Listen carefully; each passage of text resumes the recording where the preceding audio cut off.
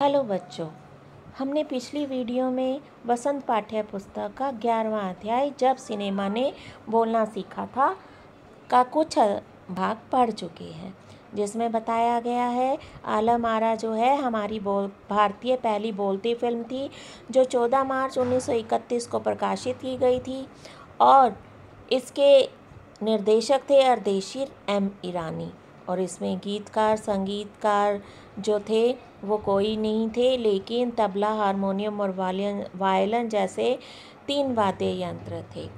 और अर्देशीर एम ईरानी के बारे में बताया है कि इन्होंने 150 से अधिक मूक फिल्में बनाई और लगभग 100 से अधिक बोलती फिल्में बनाई थी। अब फिल्म के बारे में आगे और बताना आरंभ किया है। मैं पेज नंबर 61 से पढ़ना आरंभ कर रही हूँ। आलम आरा जो बनाई गई थी उसकी हीरोइन थी जुबेदा और नायक थे विट्ठल।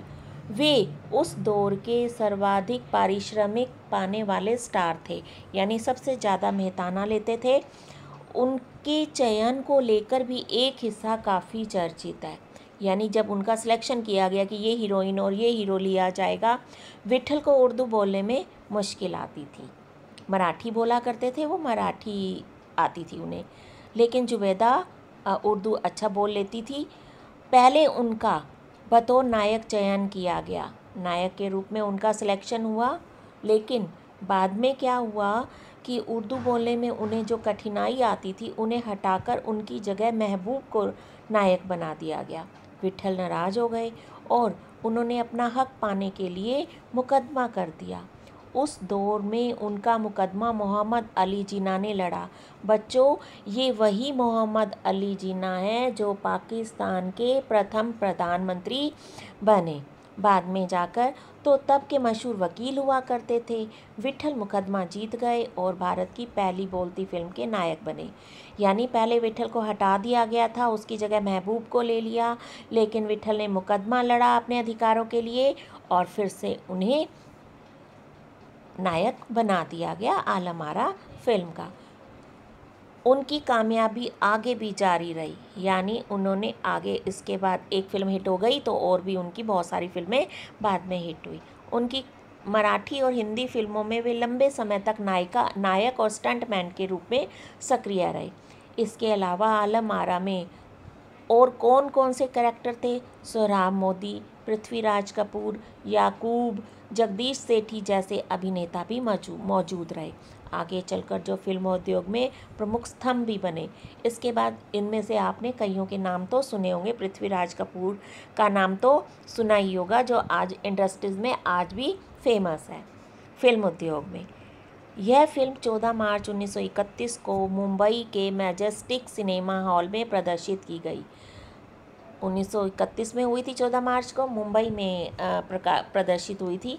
फिल्म 8 सप्ताह तक हाउसफुल चली और भीड़ इतनी उमड़ती थी कि पुलिस के लिए नियंत्रण करना मुश्किल हो जाता था, क्योंकि पहली मूवी थी और वो भी बोलती, इतनी फेमस हो गई। समीक्षकों ने इस भड़कीली फैंटेसी फिल्म का करार दे दिया, मगर दर्शकों के लिए यह फिल्म एक अनोखा अनुभव थी। यह फिल्म 10,000 फुट लंबी थी और इसे 4 महीनों की कड़ी मेहनत के लिए से तैयार किया गया था।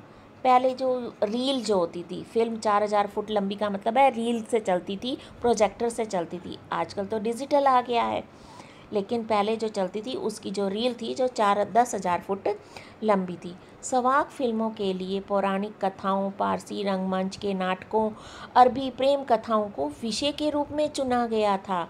इसका अभिप्राय ये है कि इसकी जो थीम थी, इसकी स्टोरी कहाँ से आई, कौन सी स्टोरी चाहिए, तो पौराणिक कथाओं, पुरानी कथाओं से, पारसी रंगमंच के नाटकों से और अरबी प्रेम कथाओं से लिया गया, जो पुरानी पुस्तकें थी उनमें से लिया गया।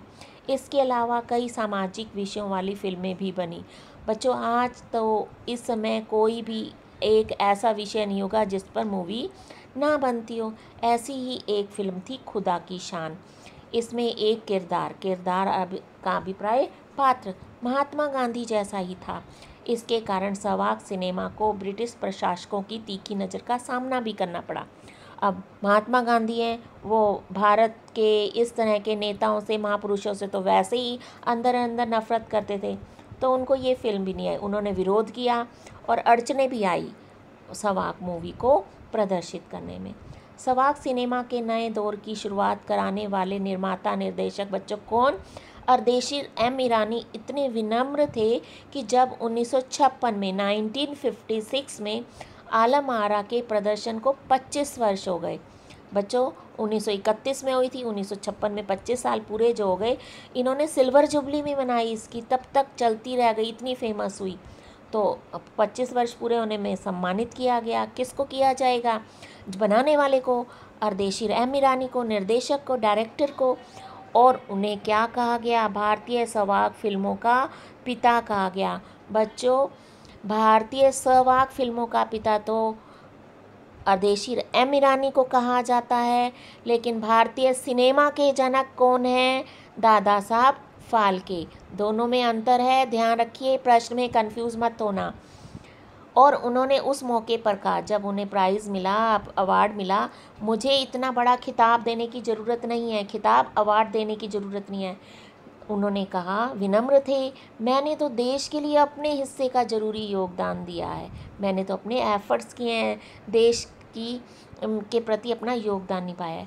जब पहली बार फिल्म ने बोलना सीख लिया, सिनेमा में काम करने के लिए पढ़े लिखे अभिनेता अभिनेत्रियों की ज़रूरत भी शुरू हो गई, क्योंकि अब तो संवाद बोलने थे। पहले सम्मूख फिल्में चला करती थी साइलेंट में, तो उसमें डायलॉग तो होते नहीं थे, कोई भी एक्टिंग कर लेता था। लेकिन तो अब डायलॉग बोलने हैं तो पढ़े लिखे लोग चाहिए। सिर्फ अभिनय से काम नहीं चलने वाला था। मूक फिल्मों के दौर में तो पहलवान जैसे शरीर वाले, स्टंट करने वाले, उछल कूद करने वाले अभिनेताओं से काम चल जाता था। बच्चों अब तो संवाद बोलने हैं, डायलॉग बोलने हैं, गीत गाने हैं, और गायन की भी प्रतिभा की कद्र होने लगी। आज तो इसके बारे में तो आप बहुत अच्छे से जानते हैं। इसलिए आलम आरा के बाद आरंभिक सवाक दौर की फिल्मों में कई गायक अभिनेता बड़े पर्दे पर नजर आने लगे। हिंदी उर्दू भाषा का महत्व बढ़ गया। पहले उर्दू चला करती थी हिंदी के साथ साथ, आजकल तो हिंदी चला करती है। सिनेमा में देह और तकनीक की भाषा की जगह जन प्रचलित बोलचाल की भाषाओं का दाखिला हो गया, यानी आम बोलचाल की भाषाओं में। जैसे अब हम मूवी देखते हैं, मुंबईया भाषा भी आ जाती है, कोई बीच बीच में हरियाणवी, पंजाबी सब आ रही है।